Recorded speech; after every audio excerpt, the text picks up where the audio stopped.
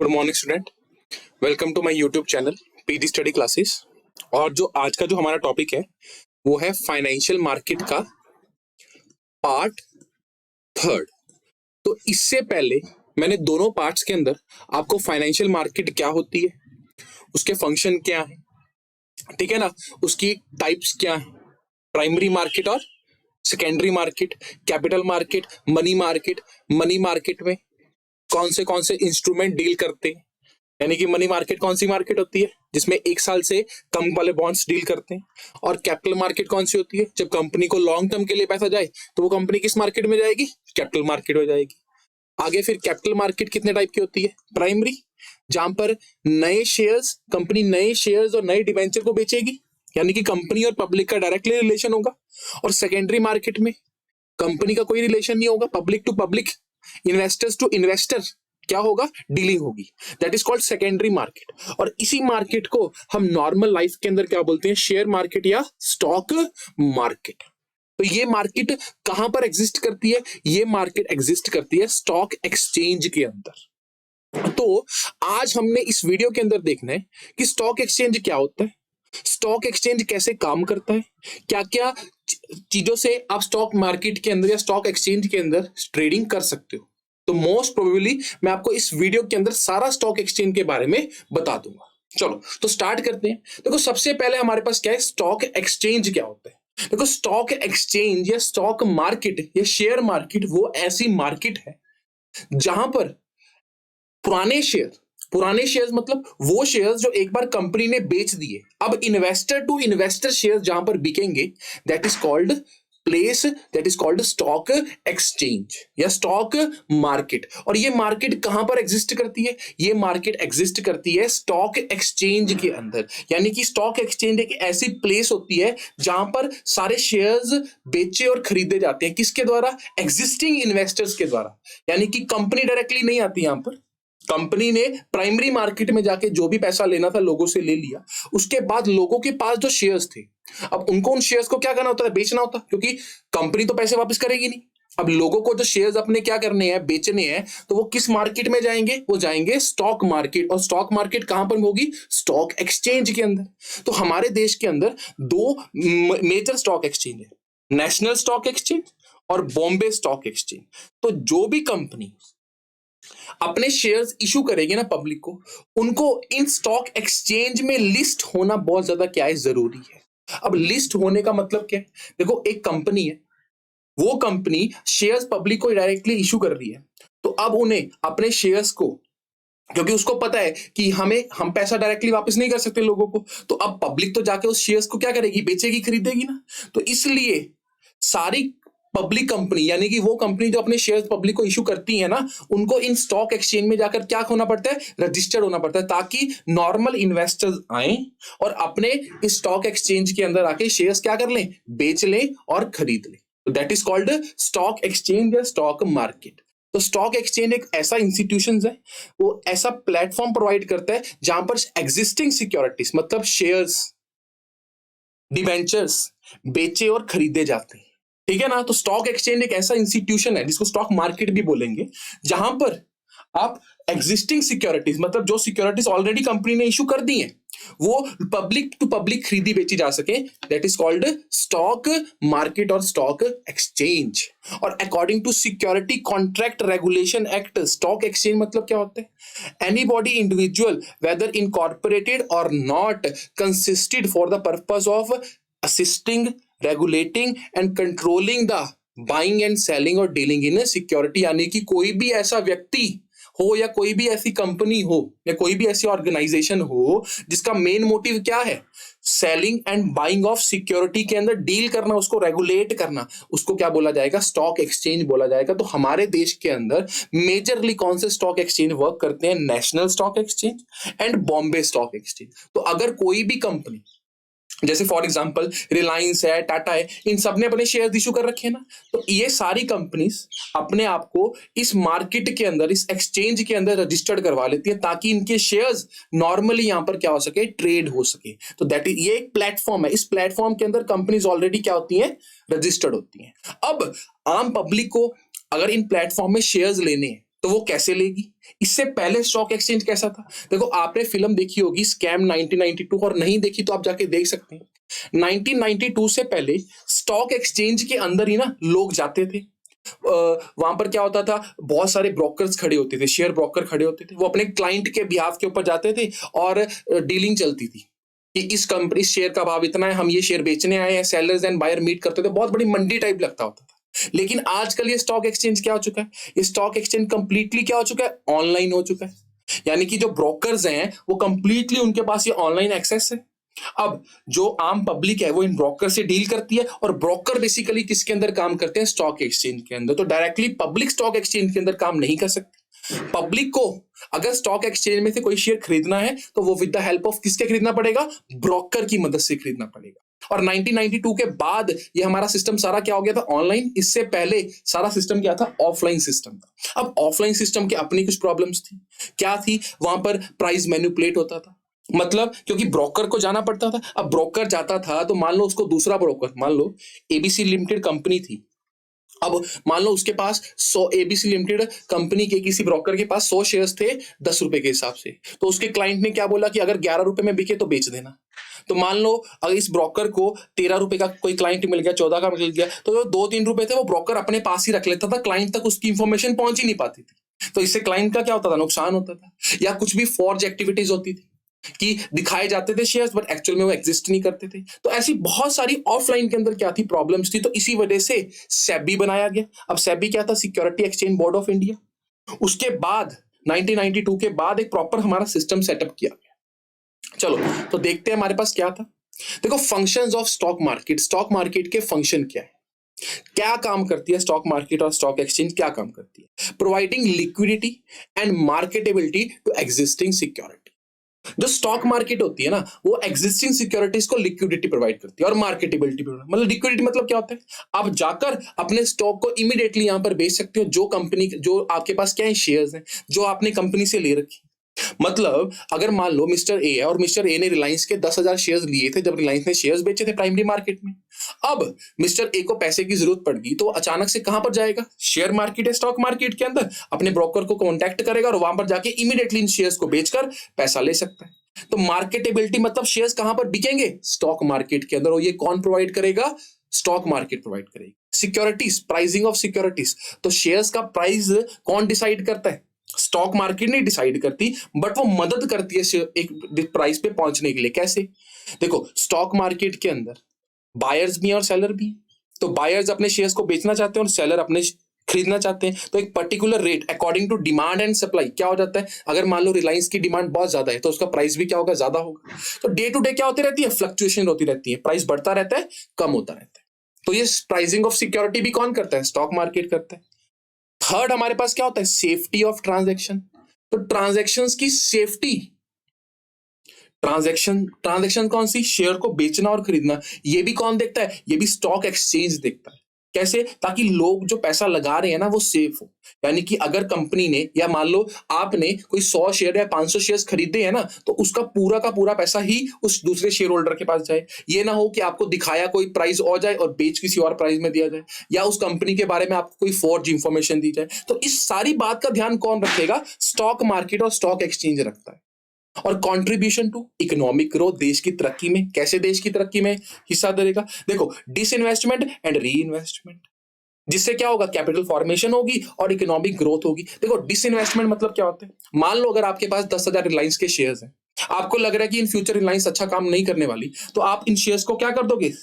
देखो ऐसा तो कंपनी को वापस नहीं कर सकते, तो आप इन शेयर्स को स्टॉक मार्केट में जाकर बेच दोगे, चाहे कम पे बेचो, और किसी और अच्छी कंपनी में लगा दोगे। तो देश की क्या होगी? कैपिटल फॉर्मेशन होगी, उस कंपनी के पास पैसा आएगा और देश की तरक्की होगी। ठीक है ना? और जो सेविंग होगी वो मोस्ट प्रोडक्टिव उसमें लगेगी। नेक्स्ट सबसे इंपॉर्टेंट फंक्शन क्या होता है? Equity cult. देखो इक्विटी कल्ट का मतलब क्या होता है? जो ये स्टॉक एक्सचेंज है ना, ये लोगों को अवेयर करता है कि आओ ज्यादा से ज्यादा शेयर मार्केट में क्या लगाओ? पैसा। क्योंकि अभी भी लोगों के दिमाग में क्या है? डर है कि भाई शेयर मार्केट तो एक जुआ है, शायद इसमें पैसा डूब जाता है। ठीक है ना? तो जो स्टॉक एक्सचेंज है ना, उसका ये काम है कि लोगों को क्या करे? लोगों को नॉलेज दे, लोगों को एजुकेट करे, इन्वेस्टर्स को उनको इंफॉर्मेशन दे टाइम टू टाइम कि किस कंपनी में आप लगा रहे हो तो उस कंपनी की वैल्यू क्या है, उसकी ये रेशियोज हैं, उस कंपनी के ये फाइनेंशियल स्टेटमेंट है, देख कर लगाओ, उनको टाइम टू टाइम अपडेट करता रहे। तो इक्विटी कल्ट मतलब अवेयरनेस पैदा करना, किसके बारे में, शेयर्स के बारे में, ताकि सेफ ट्रेडिंग प्रैक्टिस हो। ये भी किसका काम है, स्टॉक मार्केट का काम है। प्रोवाइडिंग स्कोप फॉर स्पेकुलेशन, देखो स्पेकुलेशन का मतलब क्या होता है, स्पेकुलेशन मतलब होता है मान लो आपने कोई चीज 10 की ली और उसका प्राइस आधा रुपए बढ़ गया या 1 रुपए बढ़ गया तो 11 का हो गया, तो 1 रुपए आपको क्या हो गया, फायदा हो गया। तो ये इसको बोलते हैं स्पेकुलेशन, जब प्राइस शॉर्ट पीरियड के अंदर क्या होते हैं, चेंज होते हैं। और स्टॉक मार्केट के अंदर क्या करते हैं लोग, शेयर 10,000 शेयर मान लो रिलायंस के 10 रुपए पे खरीदे, और अगर उनको लगता है कि इन फ्यूचर कोई रिलायंस ने अच्छा काम कर दिया, कोई नया प्रोजेक्ट लगा दिया, तो शेयर की वैल्यू इमीडिएटली क्या हो जाती है, बढ़ जाती है, तो उसको बेच देते हैं। That is called speculation. और इस स्पेकुलेशन से क्या बनता है, प्रॉफिट बनता है। तो ये स्पेकुलेशन, ये प्रॉफिट्स भी कौन बना कर देता है, शेयर मार्केट, क्योंकि आप डे टू डे में बेच सकते हो, खरीद सकते हो। और इकोनॉमिक पैरामीटर, देखो किसी भी कंट्री की अगर आपको ग्रोथ चेक करनी है ना, तो देख लेना उस कंट्री के अंदर लोगों ने कैसे पैसा इन्वेस्ट कर रखा है, क्या पैसा इन्वेस्ट कर रखा है और कितना पैसा इन्वेस्ट कर रखा है। अगर लोगों का उस कंट्री की कंपनीज के अंदर विश्वास है तो वो देश अभी किसमें है, बूम के अंदर है। बट अगर वहां की स्टॉक मार्केट लगातार गिरती जा रही है, लोगों को विश्वास नहीं है, लोग पैसा निकाल रहे हैं, शेयर्स बेच रहे हैं लगातार, तो वहां की कंट्री के अंदर क्या है, रिसेशन। तो आप देख सकते हो, आप बाहर के देश के अगर आपने देखना है कि अमेरिका अच्छा है या रशिया अच्छा है या चाइना अच्छा है, तो आप उनकी इकोनॉमी का चेक करना है तो क्या देखोगे, उनके स्टॉक मार्केट की पोजीशन देखोगे कि उनकी मार्केट बढ़ रही है या कम हो रही है। बढ़ रही हो क्या मतलब क्या होगा कि लोगों को अभी भी उनकी कंपनीज में विश्वास है, तो कंपनी में विश्वास है मतलब कंपनी अच्छा काम कर रही है और ग्रोथ हो रही है इकोनॉमी की। बट अगर उनकी मार्केट गिर रही है तो मतलब लोगों को उनकी कंपनी में या उनके उसमें विश्वास नहीं है। तो ये सारा फंक्शन किसका है, स्टॉक मार्केट का। चलो अब हमारे पास क्या आता है, ट्रेडिंग एंड सेटलमेंट प्रोसीजर, मतलब कैसे हम स्टॉक मार्केट में ट्रेड करते हैं और कैसे उसमें सेटलमेंट करते हैं। देखो अब होने क्या लग गया, आजकल क्या आना शुरू हो गया, ट्रेडिंग जो होगी ना, सिक्योरिटी ट्रेडिंग मतलब क्या होता है, शेयर्स को बेचना और खरीदना, शेयर्स डिबेंचर्स को बेचना और खरीदना, ये ऑनलाइन होने होगी, screen based electronic trading system. आजकल आपने देखा होगा बहुत सारी एप्स चल गई हैं, जीरोधा, पेटीएम, अपस्टॉक्स, ठीक है ना, ग्रो ऐप, ऐसी बहुत सारी एप्स चल गई हैं जिससे आप बैठकर अपने घर पे बैठकर फोन के अंदर ही शेयर्स बेच सकते हो और खरीद सकते हो। बट पहले ऐसा नहीं होता था। 1992 से पहले क्या होता था कि आपको मार्केट में, एक्सचेंज में ब्रोकर्स को जाना पड़ता था और ब्रोकर्स जाकर क्या करते थे, शेयर्स की बोली लगाते थे, उधर से ज्यादा मिलता था, उधर से कम मिलता था, तो ऐसे एक प्राइस फिक्स होता था। बट अब सब कुछ क्या हो गया, ऑनलाइन हो गया, स्क्रीन बेस्ड सिस्टम हो गया, ठीक है ना। और सारी सिस्टम जो सारी चीजें थी वो कैसे होगी, इलेक्ट्रॉनिक होने लगी और ब्रोकर के ऑफिस के थ्रू होती है, और एक कंप्यूटर टर्मिनल से सारा कुछ क्या है, कनेक्टेड है। स्टॉक एक्सचेंज ब्रोकर से कनेक्टेड है और ब्रोकर अपने इन्वेस्टर से कनेक्टेड है, ठीक है ना। Any member can log on to the site, feed the information about the share, जो उसको वो बेचना है और प्राइस है। तो अभी ब्रोकर को भी नहीं बताना पड़ता कि आप इसको बेचो या इसको खरीदो, अभी पब्लिक खुद इन्वेस्ट हो चुकी है, खुद एजुकेट होती है, खुद देखती है कि शेयर का प्राइस क्या है, जाकर हम डायरेक्टली क्या कर लेते हैं, खरीद लेते हैं। तो इस सिस्टम ने सिक्योरिटीज को ट्रेड करना बहुत आसान बना दिया। कौन से सिस्टम ने, स्क्रीन बेस्ड सिस्टम ने। और जो प्रॉब्लम आती थी ना शेयर के अंदर, फिजिकल फॉर्म के अंदर, देखो पहले क्या होता था, ब्रोकर्स शेयर बेचते थे जाकर और फिर फिजिकल फॉर्म में शेयर सर्टिफिकेट या डिवेंचर सर्टिफिकेट लेकर आते थे। अब वो कई बार डिवेंचर सर्टिफिकेट फट जाए या किसी का नाम प्रॉपर ना चल पाए, ठीक है ना, तो बहुत दिक्कतें आती थी। लेकिन अब स्क्रीन बेस की वजह से क्या होना शुरू हो गया, डीमैटेरियलाइजेशन शुरू हो गया। और डीमैटेरियलाइजेशन किसकी वजह से हुआ, डिपॉजिटरी की मदद से हुआ। तो अब डिपॉजिटरी क्या होता है और डीमैटेरियलाइजेशन क्या होता है। देखो सबसे पहले आपको यह समझ में आना चाहिए कि स्टॉक मार्केट क्या होती है और वो कैसे अब डील करती है। तो अभी स्क्रीन बेस्ड सिस्टम हो गया, इससे पहले जो था वो नॉर्मली ब्रोकर करते थे। अगर आपने फिल्म नहीं देखी तो आप स्कैम 1992 जाके देखो, उसके अंदर आपको पता चलेगा कि कैसे ब्रोकरेज डील होती है, ठीक है ना। नहीं बिग बुल करके ऐसी पिक्चरें हैं नहीं, आप नॉर्मली भी आप नेट पे भी सर्च करोगे तो आपको पता चल जाएगा। पहले ब्रोकर्स को खुद, जैसे मंडी होती थी ना, मंडी में बोली लगती थी किसी चीज की, वैसे शेयर्स की बोली लगती थी, तो उसमें बहुत सारी दिक्कतें होती थी। और मटेरियलाइज फॉर्म में आपको शेयर मिलते थे, मतलब शेयर सर्टिफिकेट हाथ में मिलते थे। लेकिन स्क्रीन बेस ने क्या कर दिया, डीमैटेरियलाइज कर दिया। और किसकी वजह से डीमैटेरियलाइज हुआ, डिपॉजिटरी की वजह से। अब डीमैटेरियलाइजेशन क्या होता है और डिपॉजिटरी क्या होता है,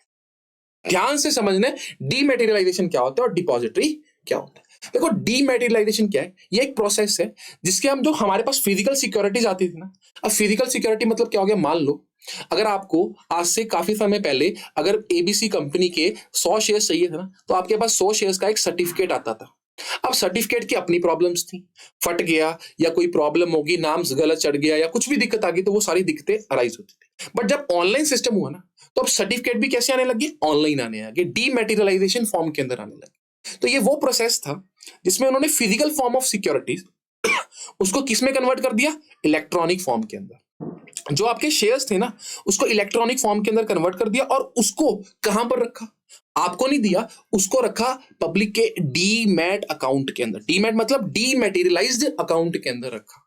अब ये डीमैट अकाउंट क्या है, देखो डीमैटेरियलाइजेशन समझ में आया।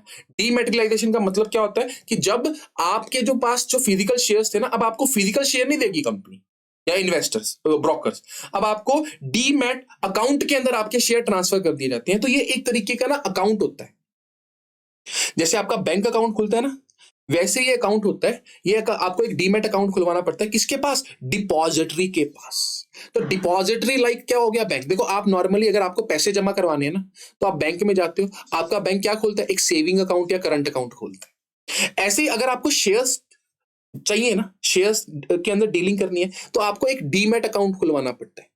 और ये डीमैट अकाउंट किसी ना किसी बैंक में तो खुलवाना पड़ेगा। तो ये बैंक में नहीं खुलता, ये खुलता है डिपॉजिटरी के पास। ये वो डिपॉजिटरीज हैं जिनके पास पब्लिक के शेयर्स उनके नाम से सेव पड़े। तो that is called demat account, वो अकाउंट जिसके अंदर इलेक्ट्रॉनिक फॉर्म के अंदर शेयर सर्टिफिकेट्स आपके पास पड़े होते हैं। जब चाहे आप उनको निकलवा बेच सकते हो, जब चाहे आप उसके अंदर और डाल सकते हो। और ये डिपॉजिटरी अपने एक नॉमिनल सी क्या लेता है, फीस लेता है। तो अब ध्यान से देखना इसका प्रोसेस कैसे चलता है। देखो डीमैट अकाउंट खुलवाया, किसके पास खुलवाना पड़ेगा, डिपॉजिटरी। डिपॉजिटरी मतलब वो अकाउंट, वो बैंक अकाउंट, वो बैंक जिसके पास आपको अकाउंट खुलवाने पड़ेंगे। तो डिपॉजिटरी क्या है, एक इंस्टीट्यूशन है, ऑर्गेनाइजेशन है जो सिक्योरिटीज होल्ड करती है, shares, bond, debenture, mutual fund, electronic form के अंदर, जिससे ट्रेडिंग जो है वो टेक्नोलॉजिकल ड्रिवन हो जाए, आसान हो जाए, कोई पेपर वर्क की जरूरत नहीं है। आपकी सिक्योरिटीज एक ऑनलाइन अकाउंट के अंदर डिपॉजिटरी के अंदर पड़ी होती है, और उस ऑनलाइन अकाउंट का नाम क्या है, डीमैट अकाउंट। और इस डीमैट, जब भी आप डीमैट अकाउंट खुलवाओगे ना किसी भी डिपॉजिटरी के अंदर, तो आपको आपका एक डीमैट अकाउंट नंबर दिया जाएगा। जैसे बैंक में नंबर दिया जाता है ना, बैंक अकाउंट नंबर, वैसे ही डीमैट अकाउंट नंबर दिया जाएगा। तो it is like a bank, जहां पर आप इजीली विड्रॉ और डिपॉजिट कर सकते हो। क्या, सिक्योरिटीज, नॉट कैश, सिक्योरिटीज। और इंडिया के अंदर दो डिपॉजिटरी हैं, दो ऐसे बैंक हैं। पहला क्या है, national security depository limited, NSDL, और दूसरा है central depository service limited, CDSL. तो ये जो दोनों डिपॉजिटरीज है ना, अच्छा अब मेन बात क्या आती है। अब मान लो अगर आपको डीमैट अकाउंट खुलवाना है, तो क्या आप डायरेक्टली इन डिपॉजिटरी के पास जाओगे, नहीं, आप डायरेक्टली इन डिपॉजिटरी के पास जा ही नहीं सकते, क्योंकि कहां है इनका, कोई फिजिकल बैंक तो है नहीं, कोई फिजिकल जगह तो है नहीं कि दिल्ली के अंदर बैठी है, कहीं बैठी है। तो आपको अगर अपना डीमैट अकाउंट खुलवाना है ना, तो आपको सबसे पहले किसके साथ कांटेक्ट करना पड़ेगा, अपने ब्रोकर के साथ। तो ब्रोकर आपका कौन सा अकाउंट खुलवाएगा, डीमैट अकाउंट खुलवाएगा इन दोनों डिपॉजिटरी में से किसी के भी साथ जिसके साथ उसका टाई अप। तो इन्वेस्टर डायरेक्टली डिपॉजिटरी के पास नहीं जा सकता। इन्वेस्टर अगर आपको किसी भी शेयर में इन्वेस्ट करना है, सबसे पहले आपको एक ब्रोकर चुनना पड़ेगा। और ब्रोकर क्या करेगा, ब्रोकर आपका अकाउंट खोलेगा किसी ना किसी डिपॉजिटरी के अंदर, दोनों में से कोई भी डिपॉजिटरी के अंदर, ठीक है। और इस डिपॉजिटरी के अंदर उसके क्या होंगे, प्रॉपर लिंक होंगे। और दो both this depository operate through intermediate, मतलब ब्रोकर के थ्रू क्या करेंगे, ऑपरेट करेंगे।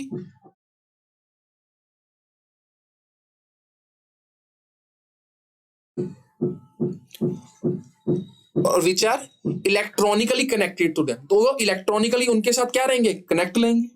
और इन इन्वेस्टर को क्या बोलते हैं, इन जो कनेक्ट होते हैं इनको बोलते हैं डिपॉजिटरी पार्टिसिपेंट। मतलब जो ये ब्रोकर है ना, जो इनके साथ प्रॉपरली कनेक्टेड है, इनको हम क्या बोलते हैं, डिपॉजिटरी पार्टिसिपेंट। यानी कि ये वो पार्टिसिपेंट होते हैं जिनका इन्वेस्टर के साथ, ये जो ब्रोकर है ना, इसी का नाम क्या होगा, डिपॉजिटरी पार्टिसिपेंट।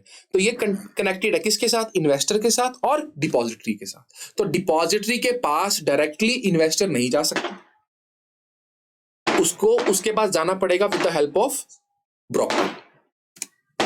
चलो अब हमारे पास क्या आता है, trading procedure on a stock exchange. कि आप स्टॉक एक्सचेंज के अंदर ट्रेड कैसे कर सकते हो। मतलब आप अगर आप मान लो आप नॉर्मली अपने आप को देखो कि अगर आपको एक शेयर खरीदना है, तो बिल्कुल स्क्रैच से, जीरो से आपको कैसे शुरुआत करनी पड़ेगी। देखो सबसे पहले आपको जाना पड़ेगा एक ब्रोकर के पास।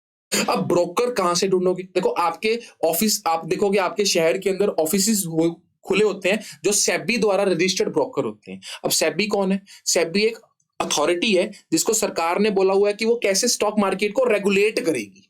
पूरा रेगुलेशन का काम, मतलब स्टॉक मार्केट कैसे चलेगी इसकी देखरेख कौन करेगा? Security exchange board of India करेगा। तो वो ही रजिस्टर्ड ब्रोकर्स बनाता है। तो आप ब्रोकर के पास जाओगे और ब्रोकर के पास जाकर आप अपना कौन सा अकाउंट खुलवाओगे? डीमैट अकाउंट खुलवाओगे। तो फर्स्ट सबसे पहले आपको क्या करना पड़ेगा? एक ब्रोकर को ढूंढना पड़ेगा, ठीक है ना। तो आप रजिस्टर्ड ब्रोकर या सब ब्रोकर के पास जाओगे और उसके साथ एक एग्रीमेंट करोगे। तो उसको आपको वो रजिस्ट्रेशन फॉर्म देगा और आपके साथ पैन कार्ड जो भी होंगी वो सारी चीजें आपसे क्या लेगा डेट ऑफ बर्थ, ये सारा कुछ आपसे वो लेगा। कौन? ब्रोकर। अब ब्रोकर, अच्छा अब ये ब्रोकर कौन सी? देखो नॉर्मली अभी आपने देखा होगा कि आजकल ऑनलाइन अकाउंट्स के अंदर हम शेयर खरीद सकते हैं। तो ये जो जीरोधा है, अपस्टॉक है, ठीक है ना, ग्रो ऐप है, पेटीएम है, ये सारे कौन है? ये ब्रोकर्स है। आप जब इन एप्स को डाउनलोड करते हो ना तो आप ब्रोकर के पास डायरेक्टली ऑनलाइन फॉर्म में जा रहे हो, कोई फिजिकल ब्रोकर नहीं है। देखो इन एप्स ने फिजिकल ब्रोकर का काम ही खत्म कर दिया। तो आप इन ब्रोकर्स के पास, मतलब आप अकाउंट खोलोगे, अपना ऐप डाउनलोड करोगे और ऐप में जाकर सारी नेसेसरी इंफॉर्मेशन फिल आउट करोगे। फिर वो ब्रोकर यानी कि वो ऐप आपसे बोलेगी हम आपका अकाउंट ओपन कर रहे हैं। तो जो ब्रोकर होगा ना, मतलब ये जीरोधा ऐप, हम मान के चलते हैं जीरोधा या अपस्टॉक, ये आपका ब्रोकर है। तो अब आपने ब्रोकर के अंदर आपने ब्रोकर को अप्रोच कर लिया, मतलब ऐप डाउनलोड कर ली, प्रॉपर अपने सारा कुछ नाम नूम दे दिया। तो अब आपका ब्रोकर क्या करेगा? एक डीमैट अकाउंट खोलेगा, क्योंकि शेयर खरीदने और बेचने जो शेयर्स आएंगे या जाएंगे वो तो डीमैट अकाउंट के अंदर से ही आएंगे जाएंगे। तो अब आपको डीमैट अकाउंट ओपन करेगा कौन करेगा? ब्रोकर करेगा। तो जो investor has to open a demat account with a depository participant for holding and transfer securities. तो अब डिपॉजिटरी पार्टिसिपेंट मतलब कौन होगा? ब्रोकर होगा आपका। तो आपको अपना ब्रोकर से एक अकाउंट खुलवाना पड़ेगा, डीमैट अकाउंट। और डीमैट अकाउंट किसी के अंदर भी खोल सकता है, लाइक सीडीएसएल और एनएसडीसी, ठीक है ना। चलो अब आपका डीमैट अकाउंट ओपन हो गया और ये डीमैट अकाउंट भी आपने किसके थ्रू खुलवाया? ऐप के थ्रू खुलवाया। अब आप क्या करोगे? अब आप ऑर्डर प्लेस करोगे। तो आप उस ऐप के ऊपर डायरेक्टली स्टॉक एक्सचेंज के पास पहुंच जाओगे, क्योंकि ब्रोकर जो है ना, ब्रोकर का डायरेक्टली एक्सेस है किसके अंदर? स्टॉक मार्केट के अंदर। तो अब आप ब्रोकर की मदद से ही स्टॉक मार्केट को पूरा अपने फोन पे देख रहे होगे कि कौन सा शेयर बढ़ रहा है, कौन सा शेयर कम हो रहा है। तो बेसिकली आप अपनी समझ से क्या करोगे? ऑर्डर प्लेस करेंगे। अब हमने क्या कर लिया? डीमैट अकाउंट भी ओपन कर लिया और ऑर्डर क्या कर दिया? प्लेस कर दिया। ब्रोकर को बोला कि आप ये शेयर्स बाय कर लो, या अगर आप बेच रहे हो तो आप इन शेयर्स को क्या कर दो? बेच दो। और किस प्राइस पे खरीदना है वो सारा कुछ आपने अपने ब्रोकर को क्या कर दिया? बता दिया। और ब्रोकर आपको एक कंफर्मेशन स्लिप कर देगा कि हाँ हमें ये कंफर्मेशन मिल चुकी है। कि मान लो आपने मिस्टर ए था, मिस्टर ए ने बोला कि हमें 1000 शेयर एबीसी लिमिटेड कंपनी के 780 रुपए के हिसाब से चाहिए। तो ब्रोकर को ऑर्डर प्लेस कर दिया। देखो ऑर्डर अभी ब्रोकर के पास किया और ब्रोकर ने कंफर्मेशन स्लिप दे दी। अभी ब्रोकर क्या काम करेगा वो आगे देखेंगे। तो ब्रोकर उसके बाद क्या करेगा? उसके बाद ब्रोकर डील ढूंढने में लग जाएगा कि कौन सा व्यक्ति 1000 शेयर 780 रुपए के हिसाब से बेचना चाहता है। तो देखो ऐसे लाखों लोग होते हैं उस मार्केट में जुड़े होते हैं, ठीक है ना। तो वो बहुत सारे ब्रोकर से कांटेक्ट करेगा, तो वो डील फाइंड आउट करेगा कि जो बेस्ट अवेलेबल डील होगी वो डील कौन सी होगी, ठीक है ना। चलो अब जब उसको डील मिल जाएगी, ठीक है ना, तो एग्जीक्यूशन होगा ऑर्डर का। तो ब्रोकर क्या करेगा? Terminal will be informed when share can be bought और sold at the mention price. मतलब आपको बता देगा कि अगर उसको वो डील मिल गई है, ब्रोकर आपको बोल देगा कि आपका ऑर्डर क्या हो गया? एग्जीक्यूट हो गया, ठीक है ना। और after this he issue a trade confirmation slip to the investor. मतलब आपको एक इन्वेस्टर को एक स्लिप दे देगा कि सर हमने आपका जो शेयर है या आपकी डील फाइंड आउट कर ली है, ऑर्डर आपका एग्जीक्यूट कर दिया गया है, मतलब डील फाइंड आउट हो गई है। और 24 घंटे के अंदर अंदर, देखो डील अभी फाइनल हुई है, और 24 घंटे के अंदर अंदर ना वो आपको एक क्या कर देगा? कॉन्ट्रैक्ट नोट इशू कर देगा। अब कॉन्ट्रैक्ट नोट क्या हो गया? कंफर्मेशन स्लिप दे तो दी, कॉन्ट्रैक्ट नोट के देने की क्या जरूरत है? देखो कॉन्ट्रैक्ट नोट में वो लिखेगा कि कितने में हमने शेयर खरीदा। कंफर्मेशन स्लिप में सिर्फ उसने ये बोला कि मैंने वो शेयर आपके प्राइस पे खरीद लिया। अब कॉन्ट्रैक्ट नोट में वो एक एक डिटेल देगा कि कितने में मैंने वो शेयर खरीदा, उसका क्या प्राइस था, किस टाइम को खरीदा, किससे किया, और क्या ब्रोकरेज चार्ज करी। एक यूनिक ऑर्डर कोड दिया जाएगा आपको हर ट्रांजैक्शन को कि इस ट्रांजैक्शन नंबर से हमने ये शेयर खरीदे हैं, और ये कॉन्ट्रैक्ट नोट बन के दे। देखो कॉन्ट्रैक्ट नोट आपके पास आ गया। अब आपको एक सिक्योरिटी मिल गई कि हाँ हमारे पास कॉन्ट्रैक्ट नोट आ गया। तो अब आप क्या कर दोगे? अब आप उसकी पेमेंट कर दोगे। तो 7 स्टेप क्या होगा? Delivery of shares by investor, मतलब investor has to deliver the share sold और pay the cash for the share. अगर तो आपने शेयर्स को बेचना है तो अब आपने शेयर्स बोलोगे कि भाई ले जा शेयर्स, क्योंकि डील मिल गई है। कॉन्ट्रैक्ट नोट भी आ गया, तभी दोगे ना पैसे। या अगर आपने शेयर्स खरीदने तो आप उसको कैश दे दोगे ब्रोकर को कि ले भाई पकड़, हमारे कैश पकड़ ले, और हमारे पास कॉन्ट्रैक्ट नोट आ गया तो कैश पकड़। उससे पहले अभी आपने सिर्फ उसको ऑर्डर प्लेस किया था, पैसा नहीं दिया। तो कॉन्ट्रैक्ट नोट मिलने के बाद आप उसको क्या दोगे, पैसा दोगे, ठीक है ना। और ये कब होगा, after receiving the contract note और before the day when the broker shall make payment और deliver the shares to the exchange. मतलब पेमेंट कब करोगे आप, और इसी को क्या बोलते हैं, पे इन डे। पेमेंट उस दिन करी जाएगी जिस दिन आपको या तो कॉन्ट्रैक्ट नोट मिल जाएगा, या जो ब्रोकर होगा ना शेयर्स एक्सचेंज को दे देगा। अच्छा, अब ब्रोकर क्या करेगा, ब्रोकर दूसरे ब्रोकर को दे नहीं देगा शेयर्स। ध्यान से देखो, मान लो ए था, ए कौन थे, ए कौन था, एक सिंपल इन्वेस्टर था, और ये अपस्टॉक जो थी उसकी क्या थी, ब्रोकर था। तो ए ने ऑर्डर दिया अपस्टॉक को कि मेरे को 1000 shares at the rate of 780 के हिसाब से चाहिए। तो अब अपस्टॉक जो उसका ब्रोकर था वो डील फाइंड आउट करने पे लग गया। अब डील फाइंड आउट करने पे लग गया वो, तो उसने देखा कि उसको एक डील मिल गई, ठीक है ना। अब उसको वो डील मिल गई तो उसने कॉन्ट्रैक्ट नोट इशू कर दिया, किसको, ए को, कि सर इस पे डील मिली है, इस प्राइस पे मिली है, इस डेट पे मिली है, इतने इतने पैसे लगेंगे, इतनी इतनी ब्रोकरेज लगेगी। अब ए को अगर वो कॉन्ट्रैक्ट नोट डन था ना, तो ए ने उसको क्या कर दी, पेमेंट कर दी। अब पेमेंट जैसे ही अब स्टॉक वाले के पास आई तो क्या वो दूसरे ब्रोकर को देगा, नहीं। फिर स्टॉक एक्सचेंज का क्या काम था, तो अब स्टॉक वाला किसको पेमेंट कर देगा, स्टॉक एक्सचेंज को दे देगा। या तो बोलेगा कि भाई स्टॉक एक्सचेंज को बोलेगा कि हम इतने शेयर बेचना चाहते हैं, ये पकड़ो हमारे शेयर, क्योंकि ये स्टॉक एक्सचेंज तो बीच में मीडियोकर था जो ये सारा काम कर रहे हैं, ठीक है ना। तो ये ब्रोकर अब स्टॉक वाला क्या करेगा, स्टॉक एक्सचेंज को बोलेगा कि ये पकड़ो 1000 इंटू तो 7,80,000 रुपीज पकड़ो हमारे, और हमें उस ब्रोकर से वो शेयर्स दिलवा दो। तो अब स्टॉक एक्सचेंज के पास वो पैसा आ गया है, तो इसको बोलते हैं पे इन डे। क्या बोलते हैं, पे इन डे। मतलब वो डे जिस दिन मार्केट को, स्टॉक एक्सचेंज को पैसा मिलेगा या शेयर्स मिल जाएंगे। अब उसके बाद क्या होगा, उसके बाद ये स्टॉक एक्सचेंज इसको पैसा देकर इससे शेयर्स इस ब्रोकर को देगा, है ना। तो इसको बोलते हैं सेटलमेंट साइकिल। तो सेटलमेंट साइकिल क्या होगा, मान लो अगर इसको शेयर्स खरीदने थे ना, तो अब ये 2 दिन के अंदर का टाइम दिया जाता है। तो 2 दिन मतलब transaction debt plus 2 days. T+2 मतलब क्या है, जिस दिन ट्रांजैक्शन हुई उसे 2 दिन के अंदर अंदर ये सारा प्रोसेस करना पड़ेगा, किसको, स्टॉक एक्सचेंज। तो कैश पे कर दिया जाएगा या सिक्योरिटीज डिलीवर कर दी जाएंगी, किसको, स्टॉक एक्सचेंज को, पे इन डे वाले दिन। कैश पे कर दिया ए ने, और जो ये मतलब इनका ब्रोकर होगा ना ये, तो इसके हिसाब से तो इन्होंने सिक्योरिटी, क्योंकि इन्होंने शेयर्स क्या करने हैं, बेचने हैं, तो इन्होंने अपने शेयर इस दिन क्या कर दिए, पे इन डे वाले दिन डिलीवर कर दिए। अब जो इनके पास शेयर्स आए हैं इसको देने हैं, और जो पैसा है वो इसको देना है, किसने, स्टॉक मार्केट ने। तो अब इसको बोलते हैं सेटलमेंट साइकिल। तो इस पूरे सेटलमेंट को करने में कितने दिन लग जाएंगे, 2 दिन लग जाएंगे, किसको, स्टॉक मार्केट को। तो इसको बोलते हैं T+2 डेज। क्या बोलते हैं, T+2 डेज। अच्छा, उसके बाद क्या होगा, उसके बाद होगी पेमेंट ऑफ ब्रोकर, यानी कि ऑन T+2 डे एक्सचेंज जो होगा वो शेयर्स क्या कर देगा, डिलीवर कर देगा। या जैसे यही था ना, ए, ये था अपस्टॉक, ये था स्टॉक मार्केट, और ये था बी।